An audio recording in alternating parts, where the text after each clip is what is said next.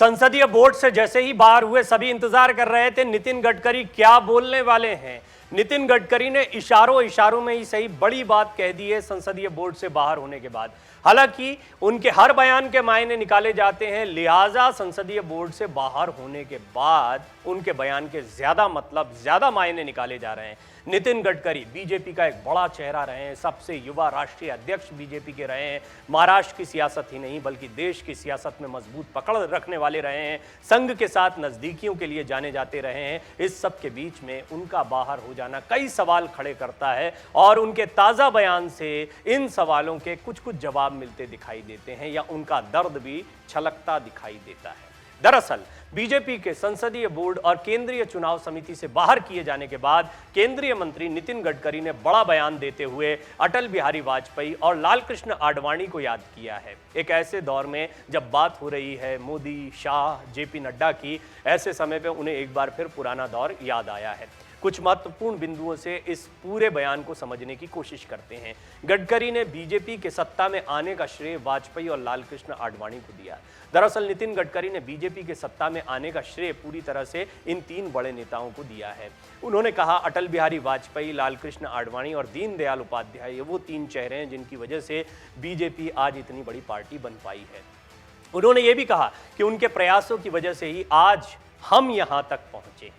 लक्ष्मण राव मानकर स्मृति संस्था के कार्यक्रम को संबोधित करते हुए गडकरी ने मुंबई में बीजेपी के 1980 के सम्मेलन में वाजपेयी के दिए गए भाषण को याद किया। गौरतलब है कि बीते दिनों बीजेपी के संसदीय बोर्ड से नितिन गडकरी को हटा दिया गया, जबकि महाराष्ट्र से ही देवेंद्र फडणवीस को इस बोर्ड में शामिल कर लिया गया, उन्हें चुनाव समिति में शामिल कर लिया गया। गडकरी ने कहा, अटल जी ने कहा था अंधेरा छटेगा, सूरज निकलेगा, कमल खिलेगा। मैं वहां था, उस भाषण को सुनने वाले सभी को विश्वास था कि ऐसा एक दिन जरूर आएगा। अटल जी, आडवाणी जी, दीनदयाल उपाध्याय और अनेक कार्यकर्ताओं ने ऐसा काम किया कि आज हम नरेंद्र मोदी जी के नेतृत्व में देश में और कई राज्यों में सत्ता में हैं। तो नरेंद्र मोदी जी का चेहरा बहुत बड़ा चेहरा है, इसमें कोई दो राय नहीं है। और भारतीय जनता पार्टी को 2014 के बाद में जो कामयाबी मिली है वो देखते ही बनती है। एक के बाद एक बीजेपी अपने दम पर चुनाव जीत रही है। नरेंद्र मोदी की फेस वैल्यू, उनका करिश्मा अब भी चल रहा है और बीजेपी के कार्यकर्ता हों चाहे वोटर्स हों, उन पर उनका जादू देखने को मिलता है। लेकिन इस सब के बीच में नितिन गडकरी ये भी याद दिला रहे हैं कि बीजेपी को खड़ा करने में योगदान अटल बिहारी वाजपेयी, लालकृष्ण आडवाणी, दीनदयाल उपाध्याय का रहा है। यही वजह है कि प्रधानमंत्री मोदी के नेतृत्व में बीजेपी की सरकार देख रहे हैं। आरएसएस के विचारक दिवंगत दत्तोपंत ठेंगड़ी का भी उन्होंने जिक्र किया। उन्होंने सत्ता केंद्रित राजनीति पर बोलते हुए आरएसएस के विचारक दिवंगत दत्तोपंत ठेंगड़ी जी का भी जिक्र करते हुए कई बातें कही हैं। नितिन गडकरी ने कहा कि ठेंगड़ी जी कहा करते थे कि हर नेता अपने अगले चुनाव के बारे में सोचता है, वो अगले 5 साल की सोचता है क्योंकि उसे लगता है कि इस चुनाव के बाद फिर अगला चुनाव कब आएगा। गडकरी ने कहा लेकिन हर सामाजिक आर्थिक सुधार जो समाज और देश का निर्माण करना चाहता है वो एक सदी से दूसरी सदी तक की सोचता है, वो 100 साल की सोचता है। इस काम का कोई शॉर्टकट नहीं है। इस इशारे को समझिए। नितिन गडकरी ये कह रहे हैं कि हाल का दौर कुछ भी हो, 5 साल 10 साल कुछ भी रहे हो, बीजेपी के बारे में सोचना है, पार्टी के बारे में सोचना है। यानी वो पार्टी में अपने कद को जानते हैं। और साथ ही साथ ये भी बहुत महत्वपूर्ण है कि आज का दौर बेशक प्रधानमंत्री मोदी और अमित शाह का दौर दिखता है, लेकिन बीजेपी सिर्फ 2 या 3 चेहरों तक सिमटी हुई नहीं है। बीजेपी की एक लंबी परंपरा रही है, ये भी गडकरी कहना चाह रहे हैं। बीजेपी के संसदीय बोर्ड से नितिन गडकरी को हटा दिया गया और महाराष्ट्र से ही देवेंद्र फडणवीस को चुनाव समिति में शामिल कर लिया गया। ये एक बहुत बड़ा निर्णय था। इस निर्णय के बाद कई तरह के कयास लगने लगे। हालांकि ना तो नितिन गडकरी ने इस पूरे मसले पर कुछ कहा है, ना बीजेपी की तरफ से कोई औपचारिक तौर पर टिप्पणी आई है। कयासों का बाजार अलबत्ता गर्म हो गया। ये माना जाने लगा कि क्या नितिन गडकरी का डिमोशन हो गया है, क्या उनकी नाराजगी चल रही है, क्या उनकी प्रधानमंत्री मोदी और गृहमंत्री अमित शाह से दूरियां चल रही हैं। नितिन गडकरी को हमेशा एक प्रतिद्वंदी के तौर पर कई मंचों पर राजनीतिक विश्लेषकों ने देखा है, या आपने देखा है कई बार मीडिया की खबरों में उन्हें एक प्रधानमंत्री पद के दावेदार के तौर पर भी रखा जाता है। अगर वरिष्ठता के नाते देखा जाए तो नितिन गडकरी ने बहुत कम उम्र में वो जगह भी हासिल कर ली थी बीजेपी में, लेकिन हाल के दौर में वो कहीं हाशिए पर दिखाई देते हैं, इस बात में भी कोई संदेह नहीं है। नितिन गडकरी अपने तरह की राजनीति करने के लिए जाने जाते हैं, अपने काम पर फोकस करते हैं। यही वजह है कि उन्हें जो मंत्रालय मिला है उसमें वो नए नए इनोवेशंस, नए नए काम करने की कोशिश कर रहे हैं। लेकिन साथ ही साथ हाल में उन्होंने एक बयान दिया था। नितिन गडकरी ने कहा था कि मन करता है राजनीति छोड़ दूं।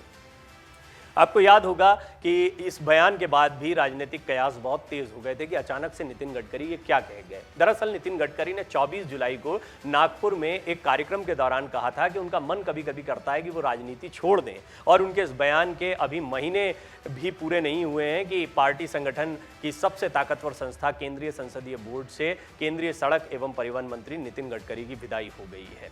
इसे इत्तेफाक माना जाए या फिर उनका अंदाज़ा माना जाए, कहना बड़ा मुश्किल है, लेकिन नितिन गडकरी कहीं ना कहीं इस मामले में निराश दिखाई पड़ते हैं कि बीजेपी की जो हाल की राजनीति चल रही है, उदाहरण के लिए उत्तर प्रदेश का इतना बड़ा चुनाव हुआ, नितिन गडकरी उसमें क्यों नहीं दिखाई दिए। महाराष्ट्र में इतना बड़ा सियासी घमासान हो गया, इसमें वो एक्टिव क्यों नहीं दिखाई दिए। हालांकि राज ठाकरे से उनकी कुछ महीनों पहले जो मुलाकात हुई थी उसके बाद कयास लगाए जा रहे थे, लेकिन इस सब के बीच में ये गौर करने वाली बात है कि नितिन गडकरी अभी बीजेपी के हर बड़े मंच से या तमाम बड़े निर्णयों से दूर दिखाई देते हैं, और अब तो ऑफिशियली, औपचारिक तौर पर वो संसदीय बोर्ड से बाहर कर दिए गए हैं। इसके बहुत मायने निकाले जा रहे हैं।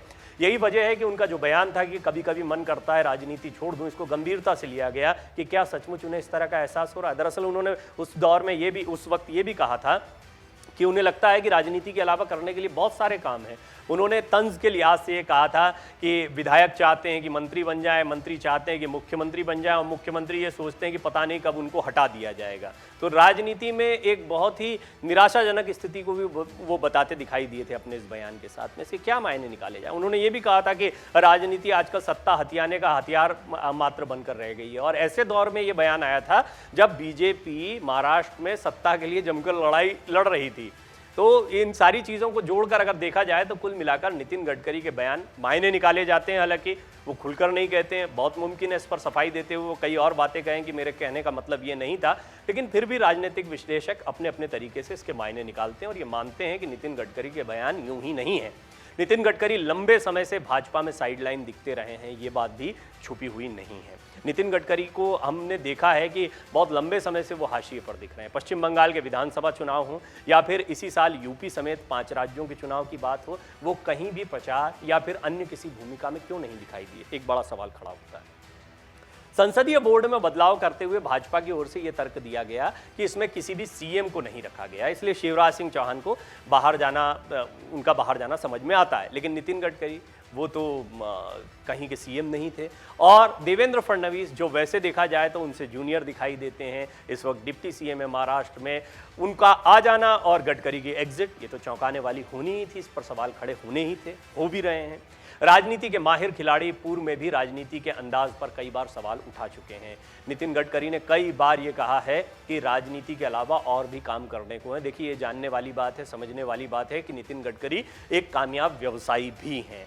सामाजिक कार्यकर्ता के रूप में, संघ के कार्यकर्ता के रूप में उन्होंने बहुत लंबे समय तक काम किया है। उनके इस काम को याद किया जाता है। वो जब जब मंत्री रहे, चाहे महाराष्ट्र सरकार में मंत्री रहे, केंद्र में मंत्री रहे, उनके काम की प्रशंसा होती है। विपक्षी तक उनके काम की प्रशंसा करते दिखाई देते हैं। मोदी सरकार में केंद्रीय मंत्री नितिन गडकरी उन मंत्रियों में से एक हैं जिनका विरोध विरोधी दल के नेता भी नहीं करते हैं। आपको याद है, उन्होंने कहा था कि अगर विपक्ष को मजबूत होना है तो कांग्रेस को मजबूत होना होगा। उन्होंने ये कहा था कि क्षेत्रीय दल मजबूत होते जा रहे हैं क्योंकि कांग्रेस कमजोर हो रही है। लोकतंत्र के लिए मजबूत विपक्ष की आवश्यकता है। कांग्रेस के लोगों ने भी इस बात का समर्थन किया था। नितिन गडकरी के संबंध सभी से अच्छे हैं, ये भी सब जानते हैं, चाहे शरद पवार हों, चाहे अन्य राजनीतिक दल के नेता हों। और ये आमतौर पर देखा गया है, राजनीतिक लड़ाई जनता के बीच में कुछ और होती है, निजी संबंध कुछ और होते हैं। बाला साहब ठाकरे, शरद पवार एक बहुत बड़ा उदाहरण है। बहुत मुमकिन है केंद्र के स्तर पर भी इसी तरह के संबंध देखने को मिलते हो, लेकिन जनता के बीच में इमेज, सार्वजनिक मंचों पर कोई बयान बहुत गंभीर मायने रखता है किसी भी राजनेता का, और वो भी नितिन गडकरी के कद के। तो क्या नितिन गडकरी वो कहते हैं जो उनके मन में आता है, या नितिन गडकरी जानते हैं कि इस वक्त जो केंद्रीय नेतृत्व है बीजेपी का, उनके साथ में उनकी पटरी नहीं बैठ रही है, दूरियां हैं, और इसको वो सार्वजनिक मंचों से साझा करते हैं? ये कयास की बात है, ये उनके किसी भी भाषण की, किसी भी बयान की एनालिसिस की बात है। कुल मिलाकर अगर उनके बयानों को देखा जाए तो ये स्पष्ट है कि नितिन गडकरी निराश हैं। और एक बार फिर उन्होंने अटल जी का, आडवाणी जी का, दीनदयाल उपाध्याय जी का जिक्र करते हुए स्पष्ट कर दिया है कि बीजेपी को खड़ा करने में, इतनी बड़ी पार्टी बनाने में इन लोगों का विशेष योगदान है, क्योंकि ये 5 साल 10 साल की नहीं सोचते थे, ये सदियों की सोचते थे, 100 सालों की सोचते थे, और यही विजन रखना चाहिए। कुल मिलाकर इशारों में वो बहुत मुमकिन है कि हाल के केंद्रीय नेतृत्व पर टिप्पणी कर रहे हो, ऐसा भी कई राजनीतिक विश्लेषक मानते हैं, ऐसी भी कई एनालिसिस आप सुनेंगे। लेकिन नितिन गडकरी का बाहर होना चौंकाने वाला है, इसके कई मायने हैं। ये साफ है कि फिलहाल वो राजनीतिक तौर पर बीजेपी में हाशिए में है, लेकिन ये भी स्पष्ट है कि वो बीजेपी में अपनी राजनीति खत्म नहीं मानते हैं। आने वाले दौर में या लंबे समय में वो मानते हैं कि उनकी भूमिकाएं बढ़ सकती हैं। ऐसा भी कहना गलत नहीं होगा। अगर आप ये वीडियो YouTube पर देख रहे हैं तो हमारे चैनल को सब्सक्राइब करें और बेल आइकन को दबाना ना भूलें। अगर आप Facebook पर ये वीडियो देख रहे हैं तो हमारे पेज को लाइक करें। डाउनलोड करें अमर उजाला ऐप और पाएं खबरें लगातार।